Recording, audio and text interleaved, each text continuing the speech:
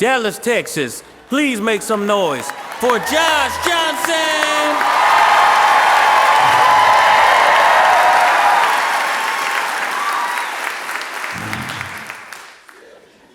It is crazy to me that everybody, no matter who you are a different person to everybody that you know.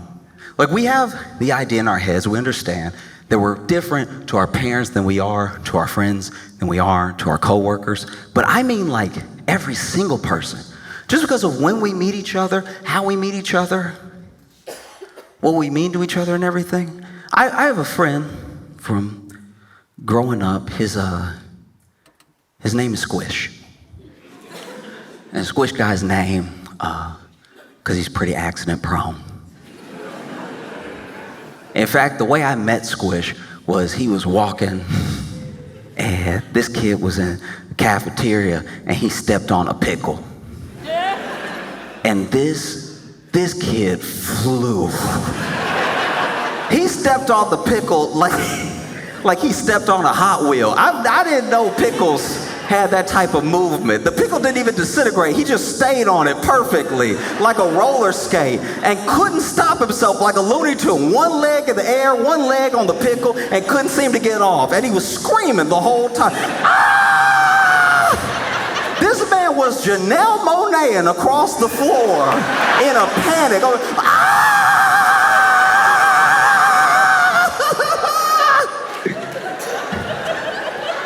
And this kid slid into some trash cans hard. And so I run up, some other kids run up, and from then on, he was known as Squish. And Squish is, some of his accidents aren't even his fault. Like, we had a classroom fish. It was floating in the tank, swimming around and everything. And, you know, it was a different person's turn to feed the fish every day. And whoever fed the fish last didn't close the slide in the top of the tank back. And so the fish popped out of the tank, landed on the floor, and was bouncing around a little bit. And Squish just happened to be walking by. And we all screamed. We were like, no! And he was like, what?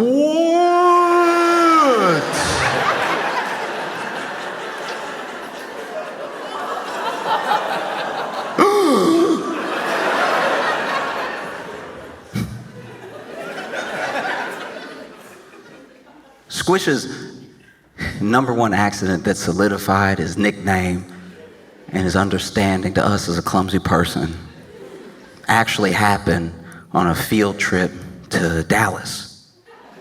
Yeah, so we were all hanging out, getting some food, because the field trip was like all planned out. We had a thick itinerary, and so we got to have lunch at this Italian place, and Squish got some spaghetti to go as well. And of course, throughout the course of us walking around, he trips and falls on his spaghetti.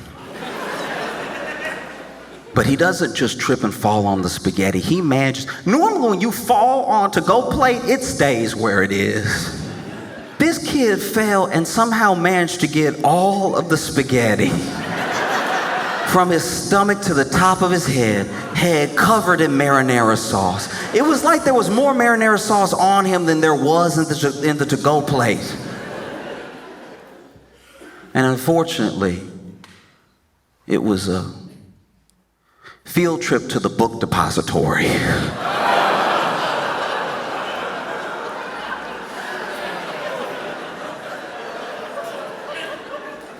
So if you were passing by, all you saw was a kid covered in marinara and spaghetti on his head going, help!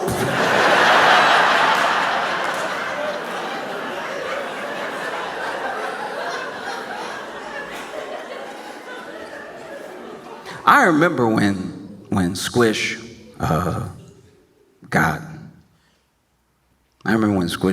got married. I remember when he had a kid, and I remember when his wife told him, and is wild because when she told, I wish he had been doing a bit or something, just making a cute little joke for the two of them. But she said, "We're pregnant," and without missing a beat, he went.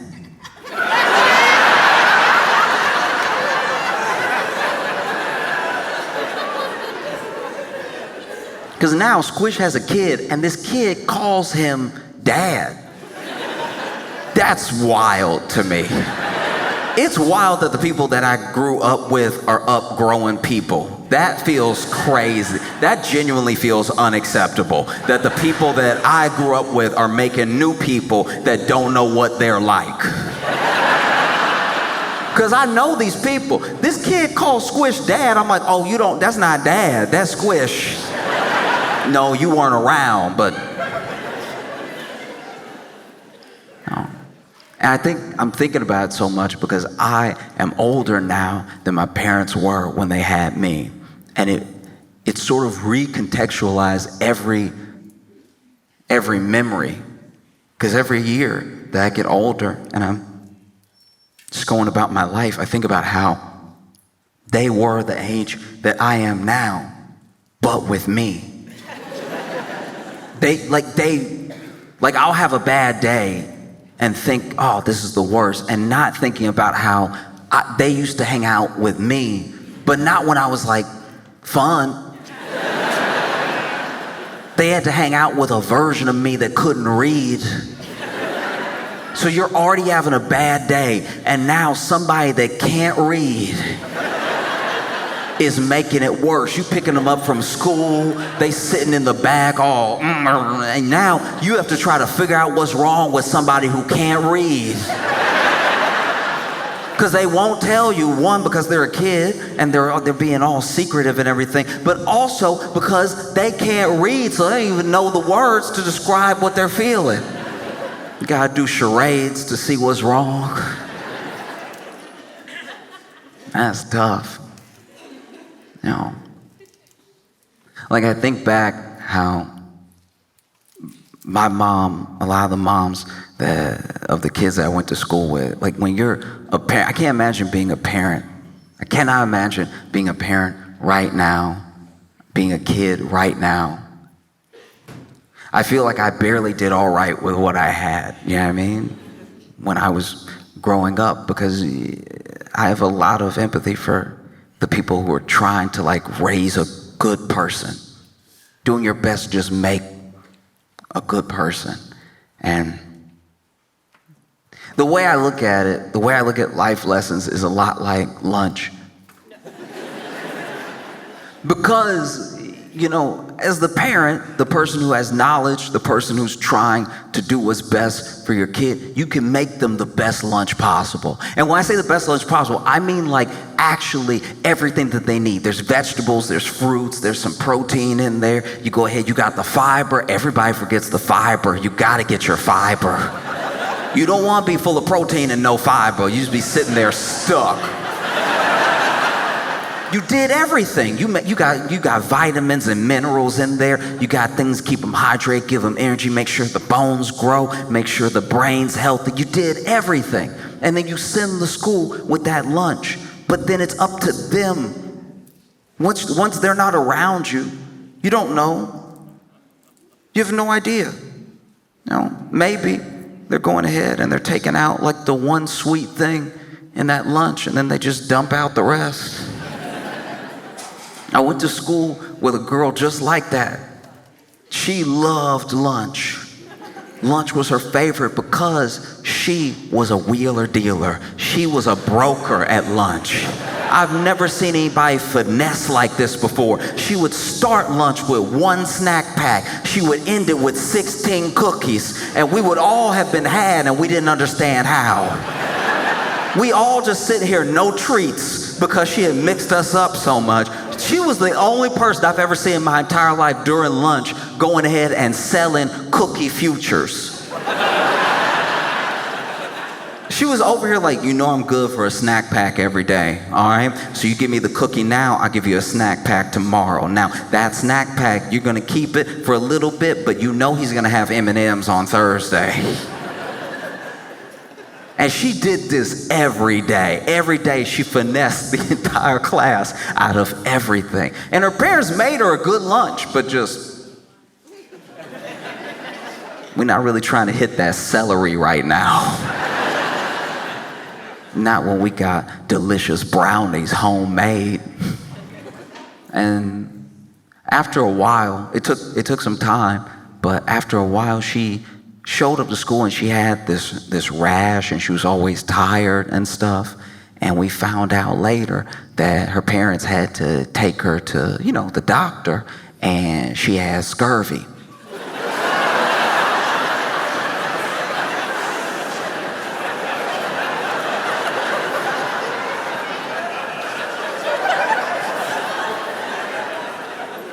In the modern age, it is damn near impossible to get scurvy because every day, even by accident, you slipping into vitamin C. You know how many treats you gotta be eating with nothing good to hit the scurvy? This little girl had scurvy, like a Caribbean pirate.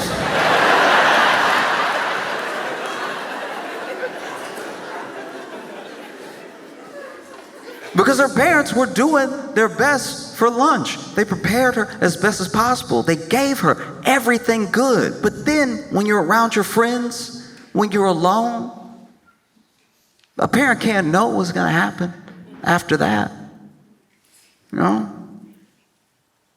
Like, there's a show on Netflix called Adolescence.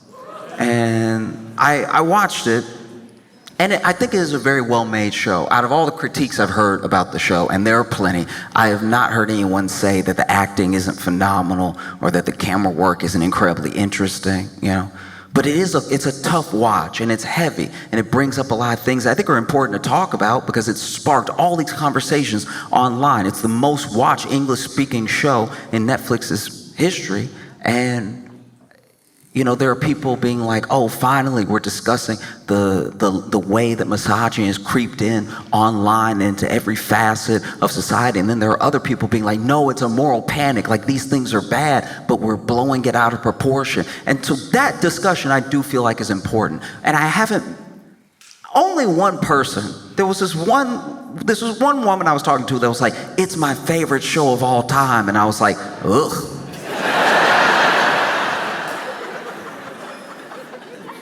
Favorite all time ever? Did you watch the whole thing and that's your favorite thing you've ever watched? I'm not judging, I'm just saying that's a lot like being like, my favorite place to go is the dentist. It's like, all right, I mean, it's good that you went, but just you telling me that makes you feel good? You love that? You love somebody just playing in your mouth like that? Quizzing you while flossing you? That's your favorite thing? It's just as odd to me. Teach their own. But I do think it's really important that we have these conversations, and it started making me think about my own life, When I was little, I didn't even know what it would mean to have a girlfriend, really. And I only think I thought about girlfriends because adults would like pitch me on the cheek and be like, oh, you so cute, you must have a little girlfriend. You got a little girlfriend? I'd be like, nah. You're not around the rest of the time. I'm actually quite a lot.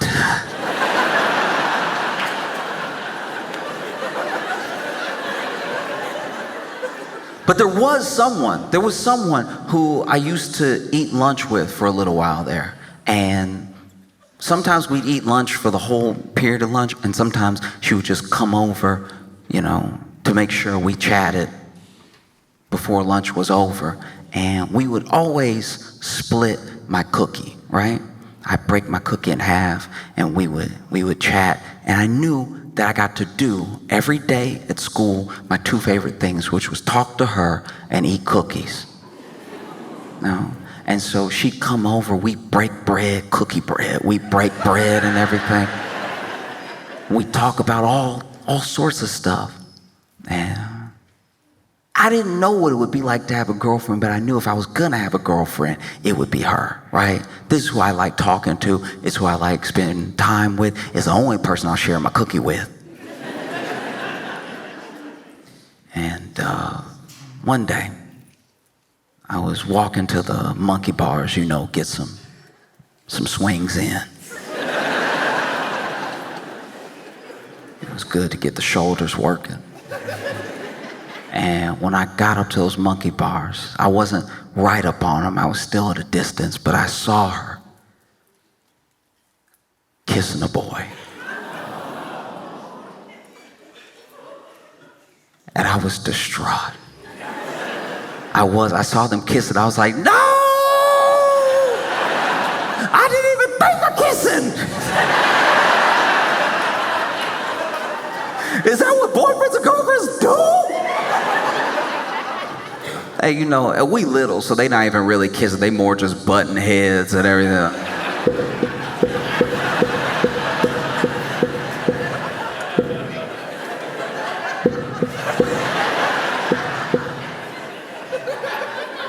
But even so, I was torn up. I was like, no! We share cookies every day. She get my cookie crumbs all on his lips.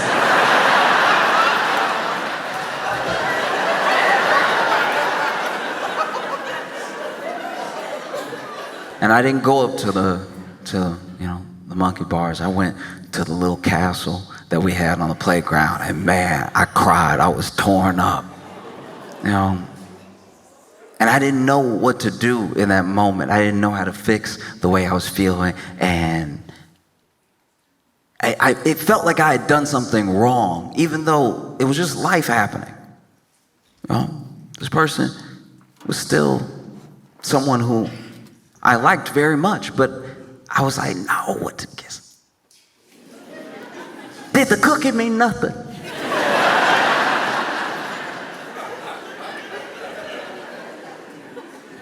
I was so torn up. When we went back to class, I couldn't even learn. Teacher sitting there with a word problem. Simple word problem, trying to get me to hit that 3 + 4, and I was like, 3 kisses plus 4 kisses is one broken man.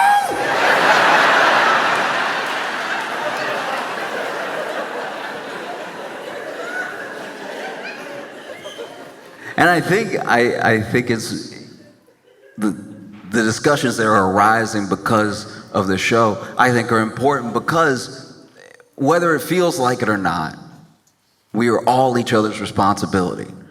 And I think that there's something happening, and it's happening to young men, it's happening to boys, where these things online, whether it's, whatever, red pill, Manosphere, whatever you want to blame, there's a certain rhetoric that at least fills in some blanks and tells you this is the way that the world is, this is how you fit into the world. And it's an assuredness that the people around you don't seem to have. Because when that happened, when that kiss happened, when you're a kid, you see things in black and white. You haven't lived long enough to find nuance in between every experience. And so I didn't see that as like, oh, this is my friend, but she happens to like this person or also like this person or like this person more. I internalized all of it. I was like, no, she likes him because I'm ugly. That's gotta be what it is, right? Or she hates me and she likes him. Everything has to be very distinct. And that's tough. I think it's something that we would hopefully be better at recognizing, because it's the same thing that happens to young women.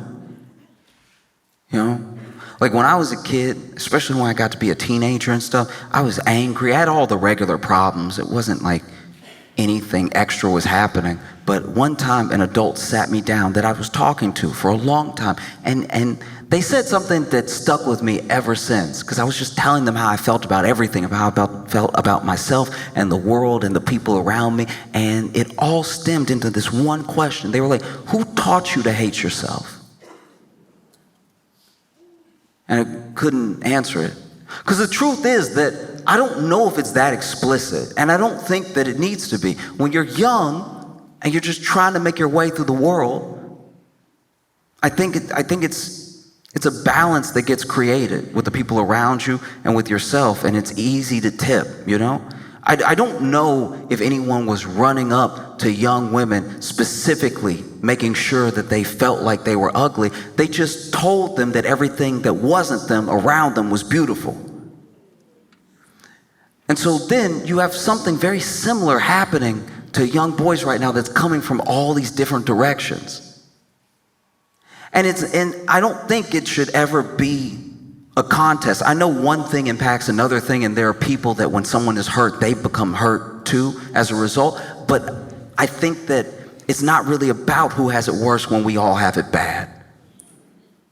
Sometimes when somebody's going through something and they're open about it, if it's not the person that we decided to band around, right? If it's like a unique person going through something and they're sharing it, sometimes the response, instead of being empathy, is almost backlash, right? They're going through something and they're being open about it, and people are responding with like, oh, boo-hoo, you'll be fine. It's all good, right? But this person is coming to you earnestly, and they're going through something, you know?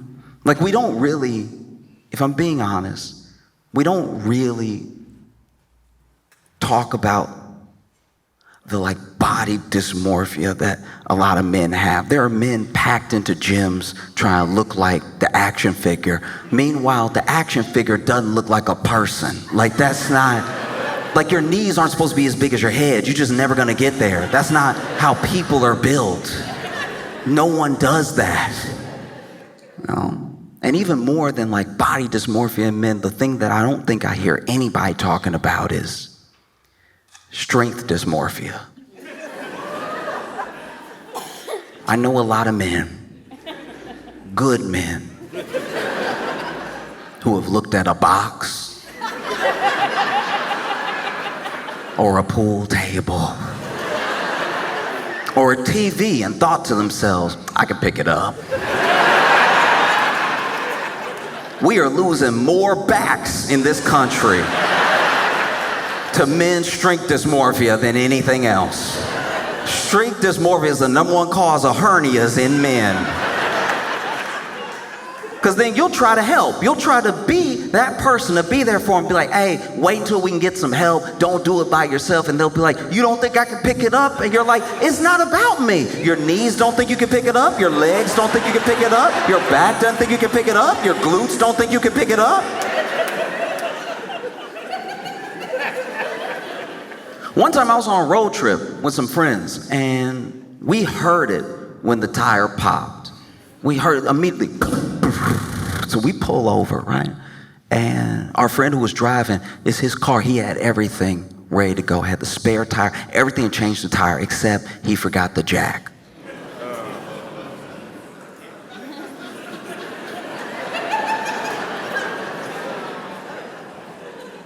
So then our friend Jack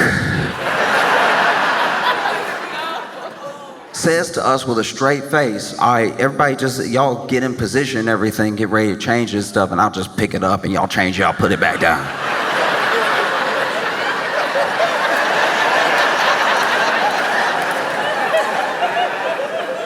I had questions. I was like, pick up what, change what? He was like, no, look, y'all pick it up and, you know, start changing, I'll put it back down. It may take us a couple tries, but we'll get there.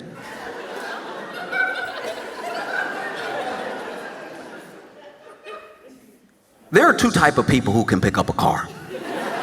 One are strong men. And by strong men, I don't just mean men that are strong. I mean actual competitors, like strong men.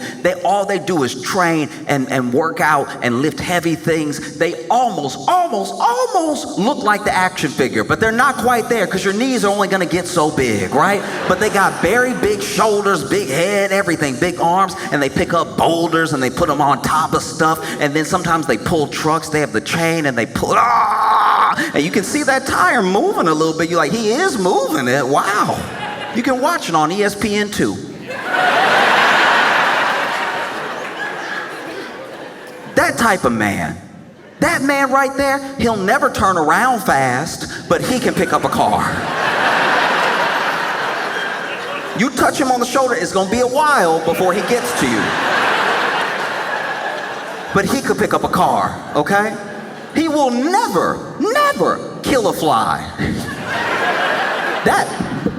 He's not gonna be that quick with it. But if you need a donkey murdered by punching it in the face, he can get that. It's dead.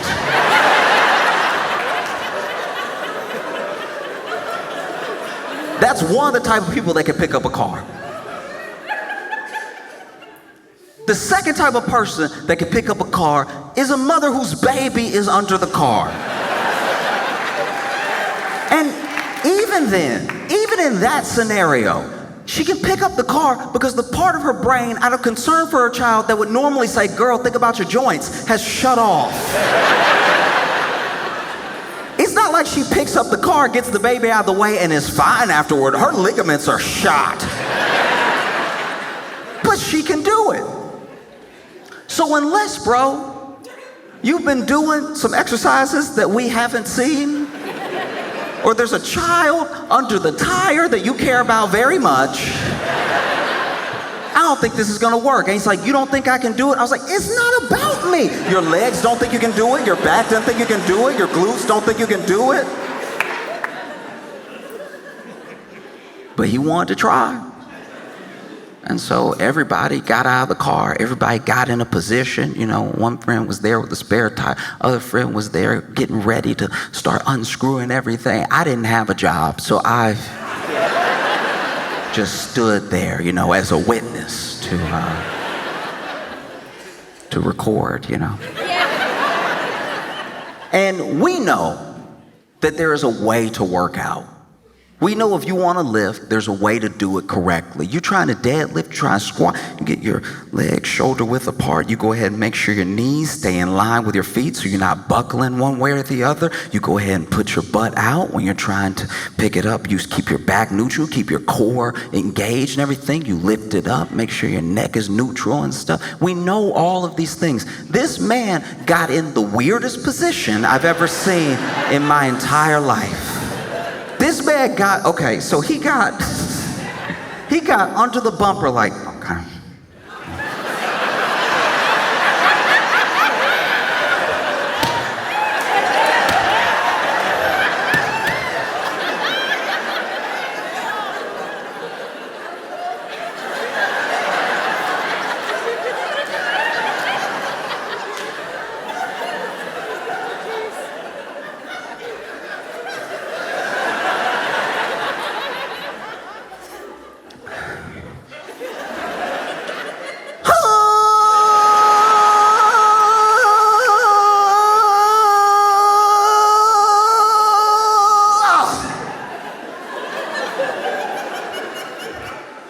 Y'all get it?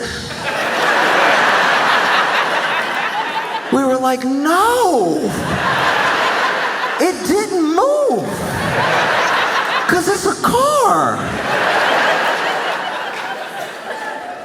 How long did you think you were lifting it?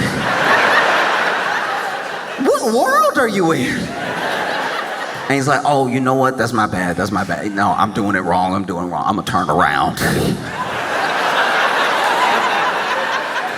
Turn around. You know that lift that's famous for being much easier, where they go to the Olympics and they put the bar behind them to pick it up. You know, that thing that we've all seen before. This fool turned around, put his back to the car, like, okay.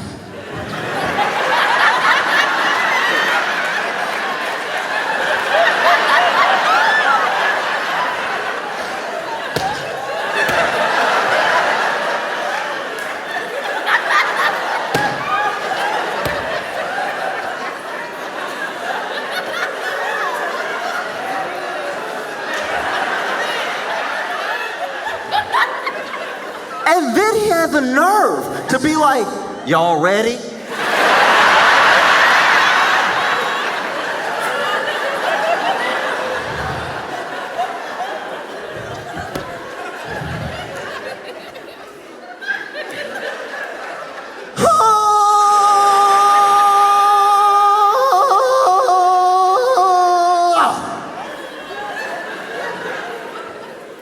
Y'all must have got it that time, right? And we're like, no, it didn't move because it's a car. You can feel yourself not moving it, right? And I knew he was hurt this time because he just wanted to walk off. But he was still in position. He was like, I'm done messing with y'all. Y'all not even serious. I can't believe it.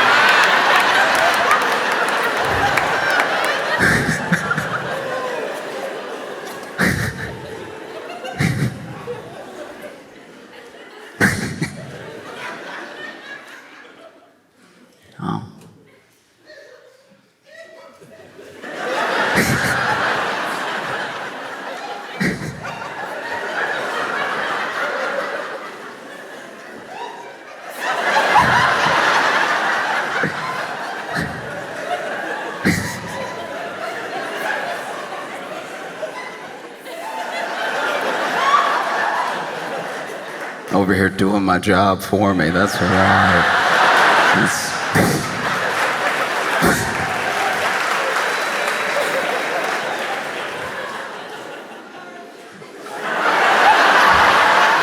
Don't apologize.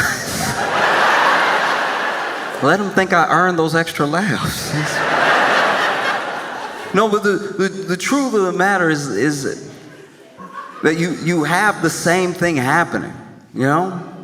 We kind of, I'm not saying we figured it out, but we kind of addressed it with the Barbian theory. And there's something that's like laid out all across the internet. And it's made me think about the question that I was asked: who taught you to hate yourself? And I finally answered it in my own head. It's probably, whoever taught you to hate yourself is probably selling you something. That's all it is. We recognize it. We've learned to see it with women when it comes to makeup, when it comes to a certain fit, all that stuff. But with men, you don't see it called out in that same way. Because trust me, all these dudes, all these Manosphere bros, all these red pill dudes, every single one of these guys is also selling a course. Oh, that's curious.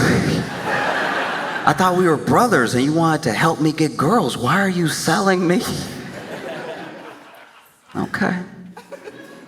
And some of it, we have to remember, because all of these people, no matter who you're talking about, young boys, young girls, all these people are very young, they're very impressionable, and they're trying to get a sense of the world.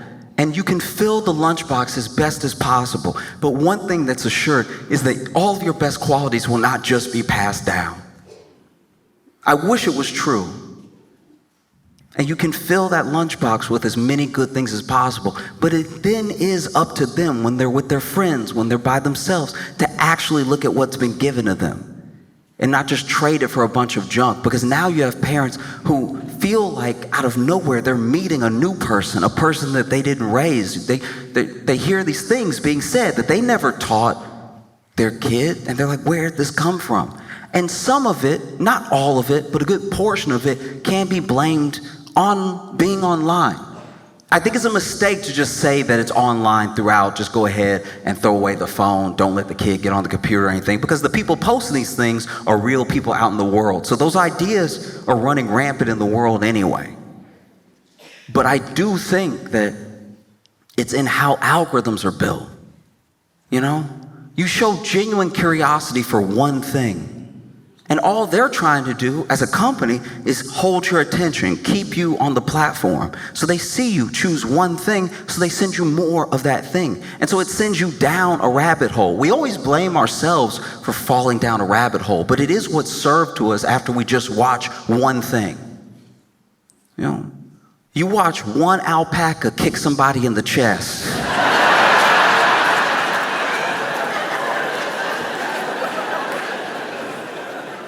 And then socials are sure, they're like, this must be his favorite thing. Let's go ahead and keep running them. You know? And I'm blessed that I am who I am. I was born when I was born. I have my own problems, my own worries and everything. The hardest life you're ever gonna have to live is your own, which is why I do my best not to judge anybody, because I think genuinely that if I had been born as them in a different time, I'd probably be just like them. You know? And so I truly believe that one of the it's so funny when somebody tries to start a clap, but y'all aren't like feeling it. It's like I don't say anything for claps, but every once in a while somebody feels moved to clap, but then they realize it's not like a everybody clap. Like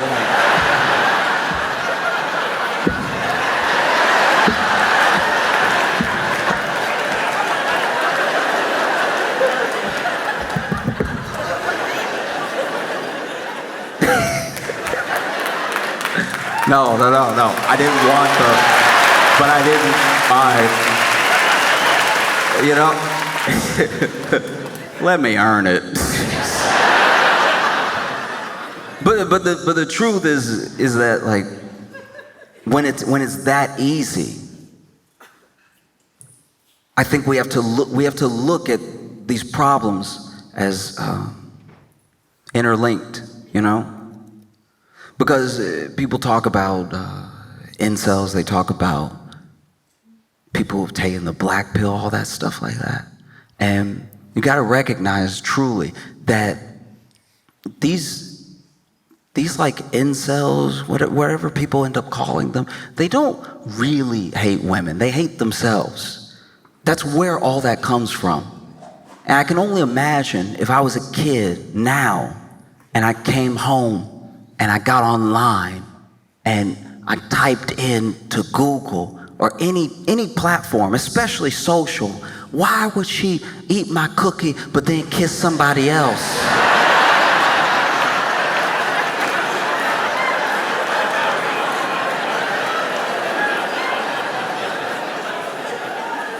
I'm in for a world of trouble.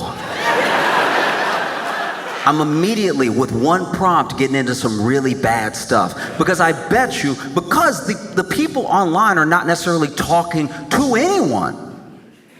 They're speaking to their own experiences and broadcasting them, projecting them on other people in every situation. And so if I type that in, I'm not getting back the answer I would get from an adult that's like, hey, look, these things happen. Maybe this person knew that you liked them. Maybe they didn't. Maybe it doesn't matter. Maybe the same thing would have happened either way. I know that's hard to hear, but there are so many people in the world. There's billions of people in the world. There are more people in the world than you can count right now because you're not great at math.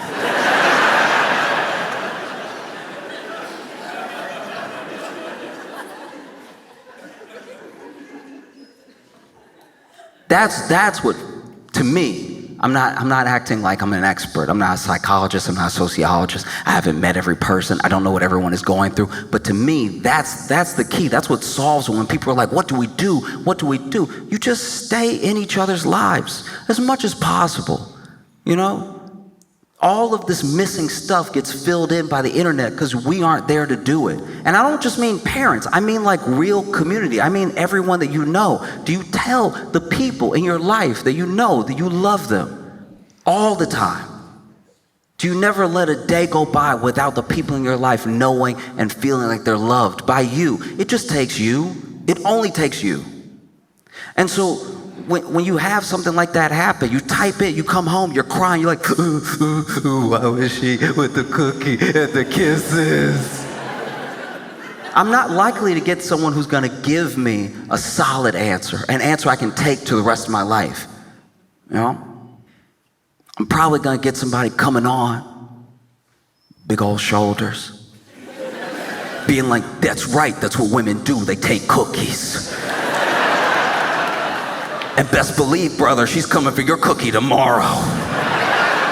And next time she won't want half, she's gonna want the whole thing.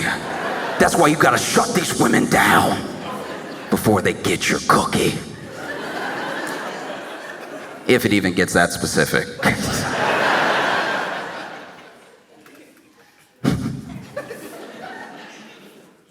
I remember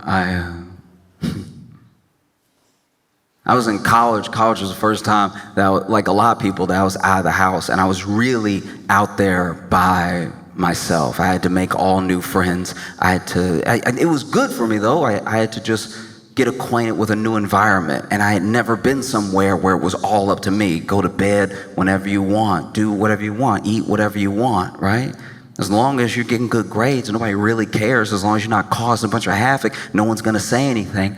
And I made a friend when I was in college, and we had a conversation one night that was genuinely transformative, because when someone opens up, and I'm not trying to be particular here, but it's true. When someone opens up, especially a man that's never opened up before, what happens next in that moment is crucial. It's incredibly important. Mishandling that moment almost guarantees that not only will the wall go back up, it's gonna have another layer of bricks.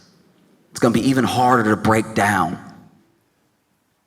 And we just got to talking. I don't even know who shared first, but he told me things. He told me about his anxiety, depression, his feeling, his lack of purpose, all the things that he thought that he was missing in the world, and everything that he thought he was not worth, and things he thought he would never get. And it was all just like coming out so earnestly. And so then I did the same. I told him things. I told him about my anxiety, my depression. I told him about everything that I was going through, how I felt about myself, how I felt about the world, the people around me. Like nothing would really matter if I was here or not, right?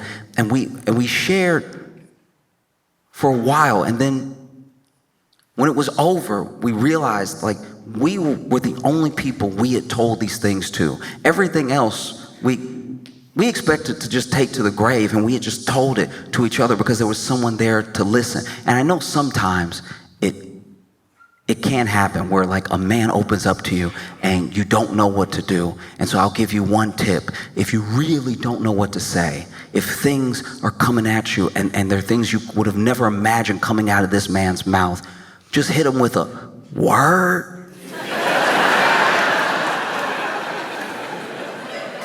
It won't fix everything, but it's a good placeholder. Because as men, sometimes word is all we really need. We're like, yep, you get it. See, you get it. But truly, we shared a lot, and in that moment, we didn't know what to do, so we just hugged it out. And don't get me wrong, it was a manly hug. You know, we tightened our arms around each other and we hit the pats. That's how you hug as a man. You go ahead with the.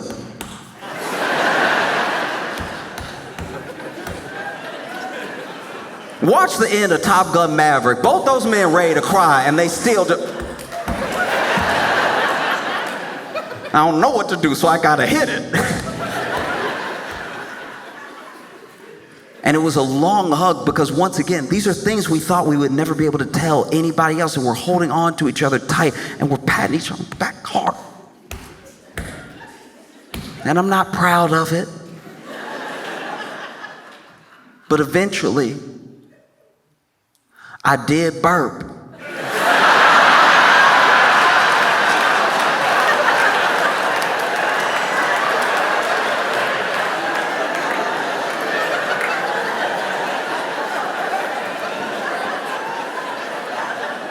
And what happens in the moment that a man opens up to you and you open up to another man is crucial. When I burped, I was like, nah. I'm never opening up again, okay? What I look like? I just poured my soul out and I got burped by my boy? Never. Nah, we not on that.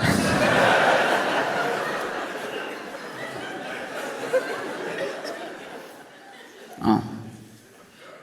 But I genuinely believe from the bottom of my heart, for every person, no matter how you feel, and some of that feeling is going to be advertisements shooting at you. Oh, you'll just be whole when you have this, when you get this. Someone trying to sell you something, trying to make you feel less so then you can be at least level after they give you their thing.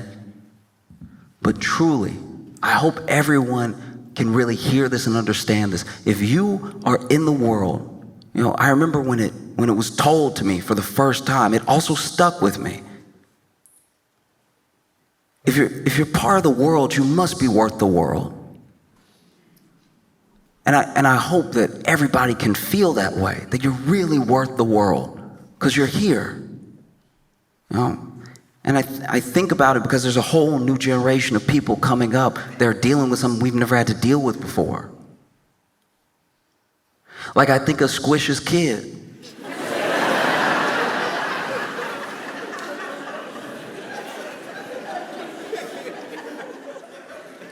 I was very nervous when Squish became a father because he has dropped everything I've ever seen him hold.